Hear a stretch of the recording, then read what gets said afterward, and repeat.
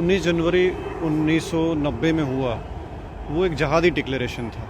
Indian state ने इसे law and order problem कहा और उसका नतीजा ये हुआ कि आपने जहाद को जहाद के नाम से नहीं कहा और आज की डेट में आप देख रहे हैं वहीं जो जहाद है, विघटन है, सबवर्शन है, पूरे भारत में फैल गया है। कभी टुकड़े टुकड़े गैंग, कभी दिल्ली राइट्स, कभी वेस्ट बंगाल में हिंदू का पलायन, कभी असम में पलायन। तो ये उसी का अनदेखा। अगर 90 में इसको रोका गया होता तो भारत की भूमि पर ऐसा नहीं होता। 31 साल से कोई अपनी दर्द व्यथा बता रहा है, बताने की कोशिश कर रहा है कि उनके साथ बहुत गलत हुआ, पर आज तक उनके लिए क्या हुआ। जी हाँ, उनके लिए कसीदे पढ़े गए हैं, उनके लिए बातें की गई हैं, जॉब्स की बातें समझ में आती हैं, सुनाई देती हैं, घर वापसी की भी बात होती है, पर अभी तक कितनी घर वापसी हो पाई है, कितनी नहीं, ये बात करेंगे। 31 साल किनको हो गए हैं उनको तो अब आप समझ ही गए होंगे। कश्मीरी पंडित जिनके लिए आज तक न जाने कितनी बार पैकेजेस अनाउंस हुए, बट वो पैकेजेस कितनी बार मिल पाए, ये बात करेंगे। और 31 साल कितना बड़ा टाइम स्पैन होता है उनके लिए जिनको अपना आशियाना छोड़ के कहीं और जाना पड़ा। बहुत बड़ी बात होती है। बातचीत करते हैं, डॉक्टर महेश कोल इस समय मेरे साथ में मौजूद हैं, बातचीत कर लेते हैं उनसे। और उनके लिए ये कितना दर्द भरा था, कितना वो दर्द महसूस करते हैं, अब ये बात कर लेते हैं। कितना दर्द भरा था, कितना दर्द महसूस करते हैं तब जब अपना आशियाना छोड़ना पड़े और कहीं और जाना पड़े, एक नया आशियाना बनाना। देखिए, जो 19 जनवरी 1990 में हुआ वो एक जहादी डिक्लेरेशन था और सबसे बड़ी बात ये थी कि इंडियन स्टेट पैरालाइज हो गई थी और इंडियन स्टेट ने इसे लॉ एंड ऑर्डर प्रॉब्लम कहा और उसका नतीजा ये हुआ कि आपने जहाद को जहाद के नाम से नहीं कहा और आज की डेट में आप देख रहे हैं वहीं जो जहाद है, विघटन है, सबवर्शन है, पूरे भारत में फैल गया है। कभी टुकड़े टुकड़े गैंग, कभी दिल्ली राइट्स, कभी वेस्ट बंगाल में हिंदू का पलायन, कभी असम में पलायन। तो ये उसी का अनदेखा। अगर 90 में इसको रोका गया होता तो भारत की भूमि पर ऐसा नहीं होता। 1990 की जनवरी की रात को कश्मीर के मेजॉरिटी समाज ने, कश्मीरी मुस्लिम समाज ने इस बात का निर्णय कर लिया कि वो एक पैरामिलिट्री सोसाइटी है और ये पैरामिलिट्री सोसाइटी का आक्रमण था माइनॉरिटी के ऊपर कि जहां पर दारुल इस्लाम बनाने की प्रक्रिया शुरू हो गई। मस्जिदों से ऐलान हुआ, सबसे पहले किलिंग्स हुई और उसके बाद तो बिल्कुल चलता गया। किलिंग्स 90 में एकदम नहीं हुई, ये 1339 से ये चलता आ रहा था।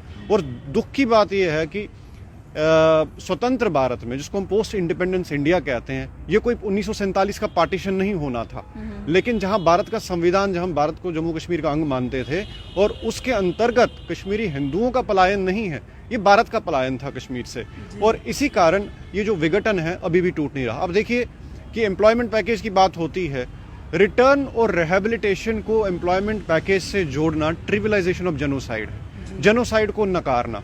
ये लोग जो 90 में निकले थे, उनके पास अपने खेत थे, उनके पास अपने मकान थे, उनके पास शायद थोड़ी नौकरियां भी थी, तो उसके कारण, वो नौकरियों के कारण नहीं निकले थे, वो धर्म बचाने के लिए निकले थे, वो अपनी संस्कृति बचाने के निकले थे और अपने आप को भी बचाने के लिए निकले थे।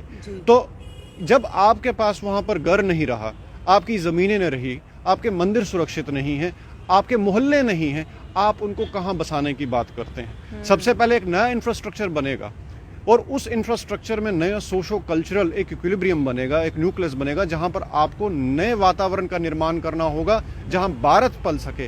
केवल कश्मीरी हिंदू के जाने की बात नहीं है, ये भारत को नकारने की बात है। 370 हट गया, 35 से निरस्त हो गया, लेकिन उसके बाद भी हमने देखा कि निश्चल शर्मा, जिनको डोमिसाइल भी दिया गया, उनको मार दिया गया।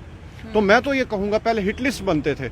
आज की डेट में टेररिस्ट रेजिस्टेंस फ्रंट ने क्या कहा, उन्होंने कहा कि जिन जिनको डोमिसाइल मिलेगा वो हमारे लिए हिट लिस्ट है, वो उनको आइडेंटिफाई कर लेंगे। तो इसका कहने का मतलब ये हुआ, अभी भी जब तक आप बीमारी को बीमारी के नाम से नहीं पुकारेंगे, पूतना को पूतना के नाम से नहीं पुकारेंगे, तिलस्म नहीं टूटेगा। ये जहाद है जो भारत को अपने गलबे में घसीट रहा है, नॉर्दर्न फ्रंटियर को तोड़ रहा है। तो अभी 370 निरस्त होने के बाद भी कश्मीर में भारतीयता का फ्लो नहीं हो पा रहा जिस हिसाब से हो रहा है, लेकिन एक आशाबंदी। लेकिन रिवर्सल ऑफ जेनोसाइड तभी होगा जब आप पहले जेनोसाइड को मानेंगे, जब आप उन्हीं लोगों के साथ गठबंधन करेंगे। आपने गठबंधन सरकारें भी बनाई, उनके साथ खुद देख लिया और उसके बाद प्रधानमंत्री जी ने खुद कहा कि ये गठबंधन नहीं, ये महामिलावट था। ये प्रधानमंत्री जी का भी निष्कर्ष था। तो ऐसे एक्सपेरिमेंट क्यों होते हैं जहां आपको पता है कि विघटन हो रहा है? पर कसीदे पढ़े गए थे, अगर आपको याद हो, जब एक बजट निकाला गया था जिसे बई खाता कहा गया था, उस समय काफ़ी ज़्यादा कश्मीरी पंडित्स के लिए बोला गया। क्या आपको लगता है जो उस समय बोला गया, क्योंकि बई खाता खुलना एक बहुत बड़ी बात होती है पूरे देश के लिए, जब वहाँ पर बई खाता खुला आपको लगा था कि जो कसीदे पढ़े गए आज हमारे साथ होंगे? क्योंकि इतने सालों से तो हम लगातार सुनते ही आ रहे थे। देखिए, जो उस टाइम में हुआ, कहने का मतलब ये है कि इंडियन स्टेट में हम ये कहते हैं ना लेफ्ट है, ना राइट है, ना सेंटर है जब जम्मू कश्मीर की बात होती है। सबवर्शन इतना है कि इंडियन पॉलिटिकल क्लास में कंसेंसस रहा है पिछले 70 साल में कि हमने जहाद को कंसेशन देना है। कश्मीर में जहाद को सेक्युलरिज्म कहा गया और उस सेक्युलरिज्म को कश्मीरियत का नाम दिया गया। कश्मीरियत एक लबादा है जो मैं कहना चाहूँगा, आज खुलेआम कहूँगा कि ये जो कश्मीरियत है ये कश्मीर की टर्म नहीं है, इसका कोई सोशोलॉजिकल इम्पैक्ट नहीं है, कोई हिस्ट्री नहीं है। ये जम्मू से बलराजपुरी ने ये टर्म दी थी शेख अब्दुल्ला की ऑटोनॉमी रिपोर्ट को जस्टिफाई करने के लिए, ताकि ये सबवर्शन पेनिट्रेट हो। ये तब तक नहीं होगा जब तक आप ये नहीं समझेंगे रिटर्न, रिहेबिलिटेशन और एम्प्लॉयमेंट की ये मांग नहीं है, ये मांग है कश्मीर में भारत के स्थापन की। जब आप ये समझेंगे, आपने जेनोसाइड डिनाई किया कश्मीर में, दिल्ली में डुप्लीकेट हुआ, वहाँ तो हिंदू मेजॉरिटी एरिया था, वहाँ क्यों हुआ? क्योंकि आपको ये समझ नहीं है कि ये बीमारी है जो विघटन की बीमारी। जहाँ पर भी जहाद अब सोसाइटी में राइज करता, आप सीरिया में देख लीजिए, मिडिल ईस्ट में देख लीजिए, कहीं पर भी देख लीजिए, वो एबॉर्जिन्स को डिस्प्लेस करते हैं। जब जेनोसाइड की बात नहीं होगी, क्योंकि माना नहीं जाएगा जेनोसाइड हुआ है, कितना मुश्किल हो जाएगा कश्मीरीज को अपनी बात को रखने के लिए, कश्मीरी पंडित्स को अपनी बात रखने के लिए। देखिए, सबसे पहले तो भारत सरकार को ये मानना होगा कि कश्मीरी पंडित माइग्रेंट नहीं है। माइग्रेंट वो होता है जो अपनी मर्जी से, जैसे नोमैड्स होते हैं, सर्दियों गर्मियों में अपने भेड़ बकरियां लेकर ऊपर नीचे जाते हैं। तो कश्मीरी पंडित अपने देश में, अपने राज्य में शरणार्थी है, जिसको हम इंटरनेशनल पार्लेंस में इंटरनली डिस्प्लेस्ड पीपल कहते हैं। और उसकी गाइडलाइंस है, 30 प्रिंसिपल्स हैं। अगर उन्हीं 30 प्रिंसिपल्स को इम्प्लीमेंट करेंगे, उसमें बड़ा क्लियर है कि आपने नॉन रिफॉल्वमेंट देना है, रेस्टिट्यूशन देना है, और उसके बाद मैं ये भी कहूँगा, जब तक जैसे ज्यूस के साथ हुआ था, उसमें न्यूरिमबर्ग ट्रायल्स हुए हैं। जिन लोगों ने कश्मीरी पंडितों के साथ ज्यादतियां की, चाहे वो रेप्स हुए, चाहे वो लूट हुआ, आज तक वो खुलेआम घूम रहे हैं और सुप्रीम कोर्ट ने भी इसका संज्ञान नहीं लिया।